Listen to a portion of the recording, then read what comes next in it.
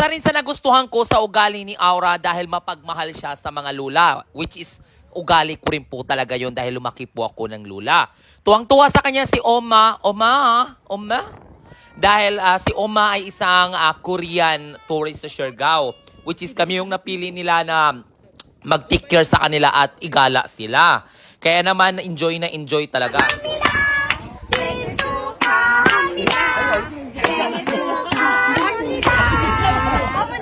Awane. Ano binigay? O, di ba? Ilagay sa suso. Ilagay na sa suso. Kasi syempre tip yan.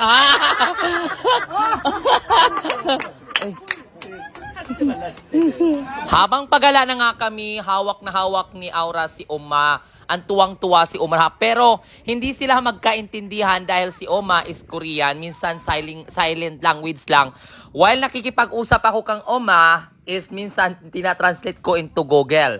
Pero gustong-gusto niya daw si Aura dahil napaka-cute and at the same time, ma-dimples daw. So which is yun talagang pinaka-advantage.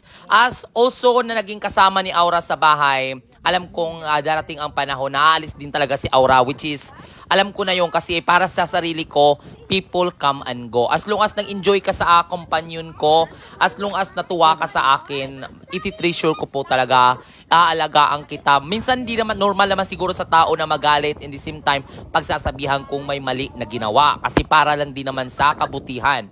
So, ay, natatawa ko kay Aura dito. Vlogger yarn, o diba? Pero ang focus ko talaga sa video na to, ay yung chupapi. Ay! Murag tala for today's video. Ay! Murag Julie walay pakay. Pero may kasama siyang pukikay. Pero sabi ko nga, di ba palagi sinasabi, lupa nga namin titulo ng ilo, naagaw pa nga eh. Lalo pa kaya yung magjowa na walang resibo. Ay! For the go, murag tala! Okay kayo. Pero grabe tuwang-tuwa. Ay, kuya, maraka! Ay, Diyos ko, kuya. Huwag mo naman kayong maraka. Ano-ano, kuya, for today's video.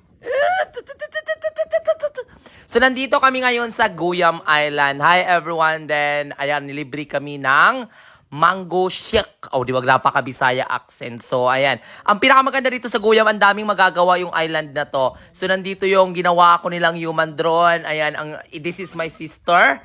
And Aura ng Siargao, o diba? Napaka-perfect. Sabi nila, Nene, mag-human drone ka nga. Sabi ko, okay, nandito na tayo. So, ako yung ginawa niyong tour guide talaga. So, everyone, sa magpupunta ng Siargao, especially need you ng tour guide, ay, hire nyo na ako ng tour guide. Huwag na kayong paano-ano for today's video.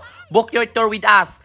Local tour guide here in Siargao, I offer exclusive tour and private tour. So wala akong joiner, wala akong group tour, or wala akong solo tour. So sa mga nagko-comment na hindi ako nagre-reply, wala po akong joiner, so I offer exclusive tour only para ma-assist kayo at maalagaan. So balik tayo dito, sabi ko nga mapagmahal din talagang bata si Aura. Which is totoo naman talaga, minsan napakabait niya at minsan ba mabait?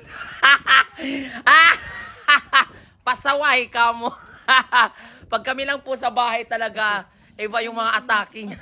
Iba yung atake niya. Palagi niya akong sinasama kung saan gusto niya gumala. Sabi ko, pagod na pagod ako. We need to earn money. We need some income kasi kailangan natin sa pang-araw-araw at which is hindi naman tayo mayaman. So, umaasa lang ako sa pag-tour guide and the same time kita sa Facebook sa pagbablog dito. Pero happy rin ako. Pero mamimiss namin itong si Oma. Hindi ko man alam kung paano magsalita ng Korean pero masasabi lang namin